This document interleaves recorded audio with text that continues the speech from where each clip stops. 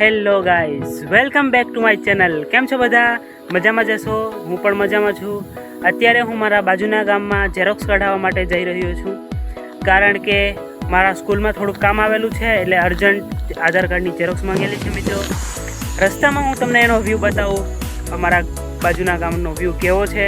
તો લાસ્ટ સુધી બના રહેજો આ વ્લોગમાં, અને વ્લોગ કેવો લાગે તે ખાસ કરીને કોમેન્ટ કરવાનું ભૂલતા નહીં. ચાલો.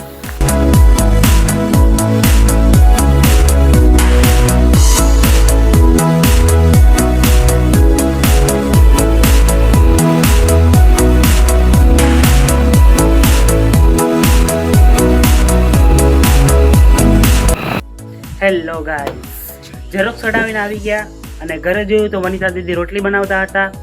સ્કૂલનું હોમવર્ક કમ્પ્લીટ કરીને આપણે નીકળી ગયા ઘરની બહાર બ્લોગ બનાવવા માટે. તો અત્યારે હું તમને બતાવું, એક સ્વિમિંગ પુલ છે મારા ઘરની બાજુમાં.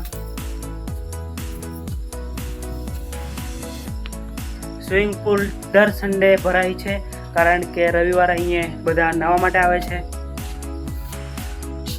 આ શું છે? આપણને આટલું બધું ઇંગ્લિશ વાંચતા નથી આવડતું. તમને ખબર હોય તો ખાસ કરીને કોમેન્ટ કરજો કે શું લખેલું છે. અહીંયા તુલસી છે, અહીંયા પણ કંઈક લખેલું છે, પણ સમજ નથી પડતી શું લખેલું છે, કારણ કે આપણે જે 11માં છીએ આટલું બધું ફૂલ ઇંગ્લિશ આવડતું નથી. અહીંયા વાંચવાની ટ્રાય કરીએ મિત્રો, શું છે લખેલું. Try to better a good one. થોડુંક ઇંગ્લિશ આવડે એટલે વાંચીનાથી કાંઈ પ્રોબ્લેમ ન પડે આપણને.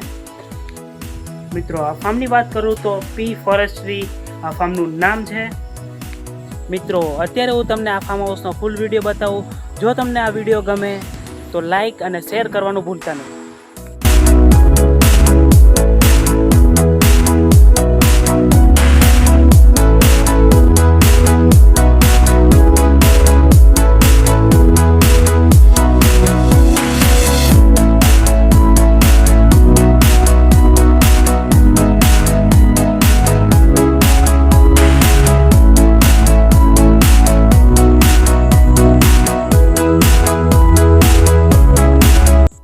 મિત્રો અત્યારે હું તમને જે છોડ બતાવું તેનું નામ તમને ખબર હોય તો કોમેન્ટ કરવાનું ભૂલતા નહીં.